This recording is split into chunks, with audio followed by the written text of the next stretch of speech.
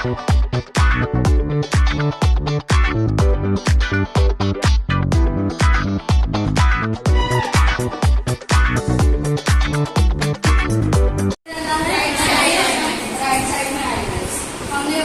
लगा दिया है। हम लोग चेक करने जा रहे हैं, इंट्राएब्डोमिनल एग्जामिनेशन करने जा रहे हैं। तो हमें पहले क्या किया, पेशेंट को ब्लैडर मतलब उनका ब्लैडर एम्प्टी कराना बहुत जरूरी है एब्डोमिनल एग्जामिनेशन के लिए। तो मैंने वो दिया, एम्प्टी कराया। उसके बाद क्या करना है, उनसे एक्सप्लेन कर लिया प्रोसीजर के बारे में, कंसेंट भी ले लिया। Then we will start abdominal examination. ठीक है, प्राइवेसी भी मेंटेन कर लिया। आप थोड़ा सा अपना कपड़ा खुलवाना है, उतना ही एक्सपोज करना है जितना हमें जरूरी है। तो मदर अपना कपड़ा ढीला करके बस इतना ही पार्ट हम इनका एक्सपोज किए हैं। ठीक है, उसके बाद सबसे पहले हमें क्या करना है, इंस्पेक्शन। तो हम इंस्पेक्ट कर रहे हैं कि कहीं पे उनका शेप देख रहे हैं एब्डोमेन का। ठीक है, तो कहीं पे कुछ उठा हुआ नहीं ना है, इसमें टच नहीं करना है। जैसे यहाँ पे मुझे शेप दिख रहा है ना, कुछ उभार दिख रहा है। हम इसमें इंस्पेक्शन के दौरान और क्या क्या देखेंगे, कोई स्कैर मार्क है, प्रेगनेंसी के दौरान जो भी आपका क्या होता है, स्ट्राया, ये सारी चीजें देखेंगे। स्ट्राया क्या है, जो स्ट्रेच मार्क होता है उसको स्ट्राया कहते हैं। और लिनियन है क्या,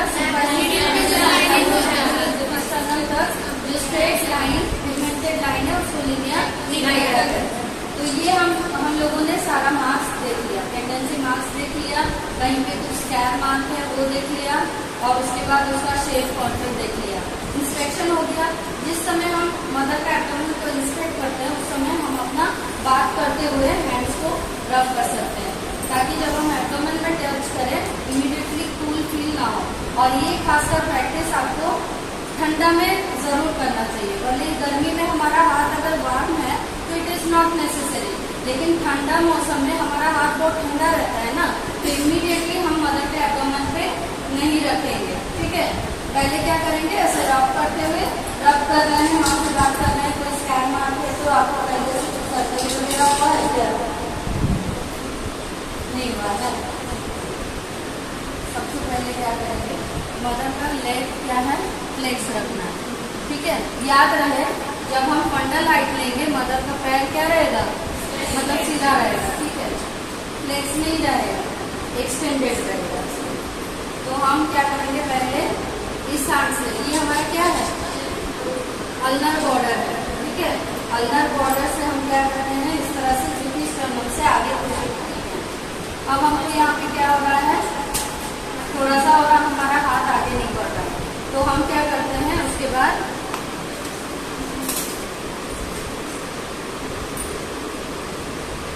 यहाँ पे हमें ये रेजिस्टेंस फील हुआ, वहां से लेके हम इस तरह से सिम्फाइसिस प्यूबिस तक मेजर करते हैं। ये जितना भी सेंटीमीटर होगा, सपोज हमें ये तो कपड़ा मान के चलो हमें कितना हुआ, 32 सेंटीमीटर आया इसमें। ठीक है, हम ऐसे मेजर करेंगे यहाँ से लेके यहाँ तक, तो हमें कितना हुआ, 32 means 32 centimetre means it is equivalent to 32 weeks. ठीक है, इसके बारे में इंटरप्रेट मैं बाद में करूंगी, एक बार मैं करके बता देती हूँ, इसके बाद हम डिस्कस करेंगे। ठीक है, तो ये मैंने कर लिया, फंडल हाइट चेक कर लिया। उसके बाद पाल्पेशन, पहला पाल्पेशन होता है फंडल पाल्पेशन, 4 ग्रिप से होता है। पहला ग्रिप को आप इस तरह से करोगे,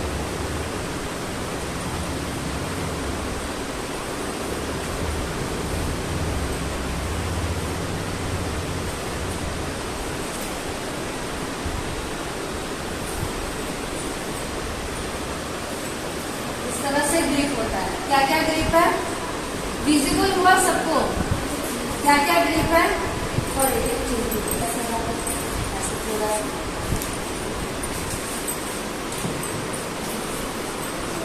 अब जब हम ग्रिप करते हैं, फंडल हाइट के समय लेग स्ट्रेट रहा, जब हम ग्रिप करते हैं मदर के लेग को क्या करेंगे, फ्लेक्स करेंगे, ये याद रखना है। ठीक है, उसके बाद हम क्या करते हैं, ये जो फाइंड आउट करते हैं फंडल पाल्पेशन क्या होता है, फंडस पे, और फंडस तो कहाँ पे होता है, ऊपर की ओर। तो फंडल पाल्पेशन हम करते हैं टू लोकेट द फंडस, और फंडस में हमें क्या फील होता है। और एक बार इस तरह से करते हैं, इसका मतलब क्या होता है, बच्चे का स्ट्रेट अलाइनमेंट को हम देखते हैं कि बच्चा इस तरह से तिरछा है या सीधा है या इस तरह से है, किस तरह से उसका क्या है, लाई है। फिटल लाई को देखने के लिए हम करते हैं। ठीक है, अब हमको लग रहा है कि बच्चा इस तरह से है, तो ये कौन सा होगा, ऑब्लिक लाइन। ठीक है, ये तिरछा अगर होगा तो ऑब्लिक लाइन, सीधा होगा तो लॉन्गिट्यूडिनल। इस तरह से अगर बच्चा रहेगा तो ट्रांसवर्स।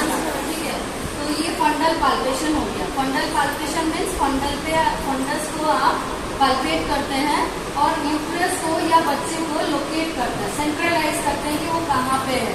ठीक है, समझ रहे हैं। उसके बाद नेक्स्ट है लेटरल ग्रिप। लेटरल ग्रिप में हम दोनों साइड को पता करते हैं। साइड में क्या पता करते हैं, किस साइड में बच्चे का पीठ है और किस साइड में उसका हाथ है। ठीक है, तो जिस तरफ आपको पीठ फील होगा उसका अपोजिट तरफ उसका हाथ होगा, राइट। तो ऐसे जब हम इस साइड में एक तरफ थोड़ा प्रेशर देते हैं और दूसरे तरफ में इस तरह से ये हाथ से ऐसे छू के पाल्पेट करते हैं, और ये हल्का हाथ से नहीं करना है, थोड़ा दाबते हुए करना है। पाल्पेशन मतलब क्या है, थोड़ा प्रेशर के साथ।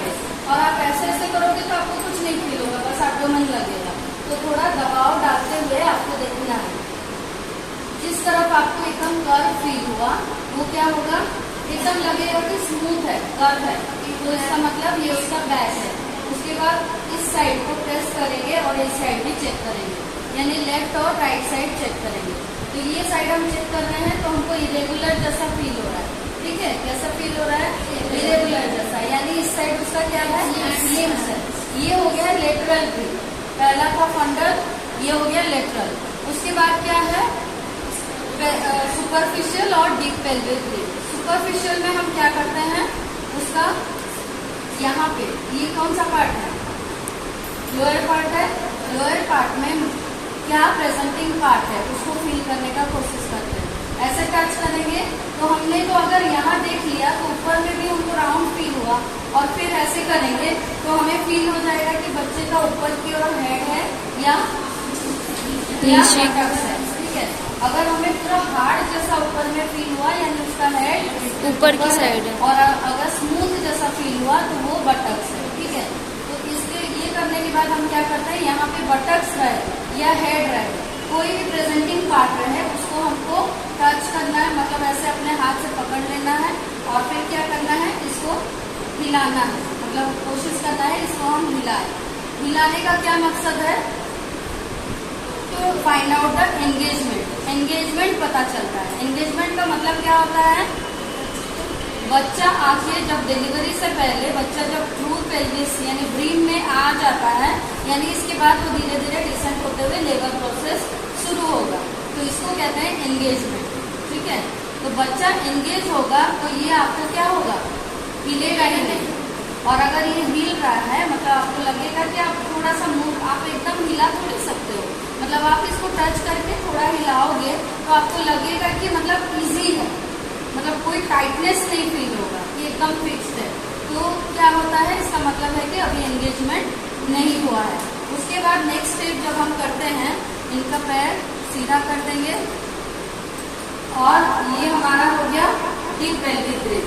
इसमें हम क्या करते हैं, दोनों हैंड को इस तरह से डालते हैं और अपने दोनों हाथ को ऐसे जोड़ने का कोशिश करेंगे। ठीक है, अगर हमारा ऐसे हाथ जुड़ गया इसका मतलब क्या है, इसका मतलब है कि बच्चा एंगेज हुआ है या नहीं हुआ है, नहीं हुआ है। एंगेज हो जाएगा तो उसका सर नीचे की ओर रहेगा और हमारा हाथ का पोजीशन ऐसे रहेगा। हम इसको मतलब एक साथ जोड़ने का कोशिश नहीं कर सकते, ये हमारा अपोज होके रहेगा। ठीक है, एंगेजमेंट होगा मीन्स आपका हाथ डाइवर्जेंस रहेगा और आपका हाथ जुड़ा हुआ यानी कन्वर्जेंस रहेगा, इट मीन्स आपका एंगेजमेंट नहीं हुआ।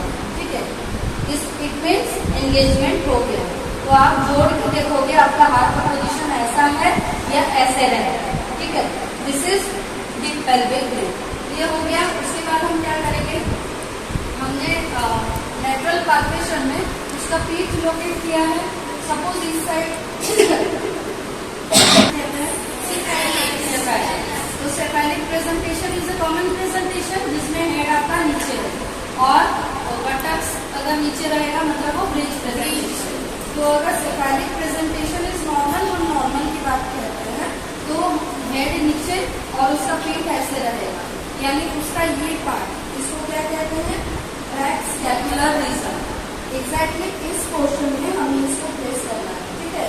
तो इस पोर्शन को लोकेट करने के लिए हम क्या करते हैं, अम्बिलिकस से, ये हो गया आपका इलियक लाइन, इस लाइन को इलियक कहते हैं ना, इलियक लाइन। तो अम्बिलिकस से इलियक लाइन में हम एक इमेजिनरी स्ट्रेट लाइन ड्रॉ करेंगे, ठीक है।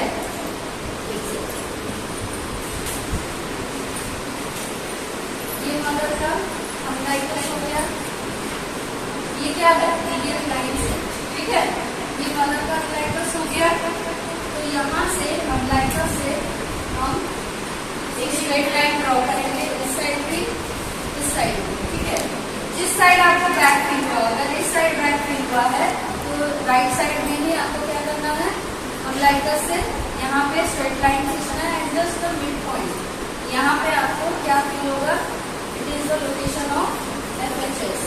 अगर ROA पोजिशन है, यानी राइट साइड में आपको फील हुआ बैक, और अगर लेफ्ट साइड में फील हुआ, वही टेक्निक अम्बिलिकस से इस साइड में ड्रॉ करेंगे और इमेजिनरी लाइन, और यहाँ पे मिड पॉइंट पे हमको स्टेथोस्कोप डालना है। This is the location of FHS। वैसे ही सेम प्रोसेस अगर ब्रीच प्रेजेंटेशन होगा, यानी हेड उसका क्या होगा, ऊपर होगा, तो हमको अम्बिलिकस से ऊपर फील होगा, ठीक है। यानी यहाँ पे आपका कौन सा लाइन है, डायफ्राम का लेवल या स्टर्नम का एंडिंग यहाँ से है, तो इस लेवल पे हमें क्या करना है, ऐसे स्ट्रेट लाइन और ऐसे स्ट्रेट लाइन खींचना है। इसका भी मिड पॉइंट और मिड पॉइंट, ये क्या है, FHS का लोकेशन। अगर बच्चा ट्रांसवर्स लाइन में है तो हमें कहाँ फील होगा, जैसे बच्चा ऐसे है तो कहाँ पे फील होगा, इस साइड है या इस साइड उसका हेड है, ठीक है। कैसे, मतलब उसका इस तरह पोजीशन ऊपर की ओर है, अगर नीचे की ओर होगा तो हम FHS नहीं सुन पाएंगे, ठीक है। तो जैसे अगर हम सपोज मतलब हमने इस साइड हमें बैक फील हुआ, तो हम क्या करेंगे, ये अम्बिलिकस है, ये लेफ्ट लाइन है, यहाँ से हम सीधा खींचते हैं, ये मिड पॉइंट है। स्टेथोस्कोप को इस तरह से रखते हैं, ठीक है। ये ओरल एंड है, ये एब्डोमिनल एंड है, ऐसे रख के हम क्या करेंगे, गाना सुनेंगे 1 मिनट, फुल 1 मिनट के लिए काउंट करेंगे, ठीक है। अगर सपोज हम सुन रहे हैं और उस दौरान सपोज मदर फुल टर्म में आई है, आपके पास डिलीवरी होना है, उस समय भी तो हम बच्चे का FHS कंटिन्यू चेक करते रहते हैं ना। सपोज हम ऐसे चेक कर रहे हैं और आपको लगा कि मदर का कॉन्ट्रैक्शन आया, तो हम उसे काउंट नहीं करेंगे, स्टॉप हो जाएंगे, कॉन्ट्रैक्शन पास ऑफ हो जाएगा, उसके बाद ही हम फिर से सुनेंगे, ठीक है। तो सुनने के बाद पूरा 1 मिनट काउंट करेंगे, उसके बाद उसको नोट करेंगे, क्लियर है। और सारे जितने भी फाइंडिंग्स है उसको हमारे NCP कार्ड और एंटीनेटल रजिस्टर में फिल करेंगे। आप बैठ जाइए, फाइंडिंग्स है वो बता के एश्योर करेंगे, ठीक है। तो ये जो कार्ड है इसमें आप देख सकते हो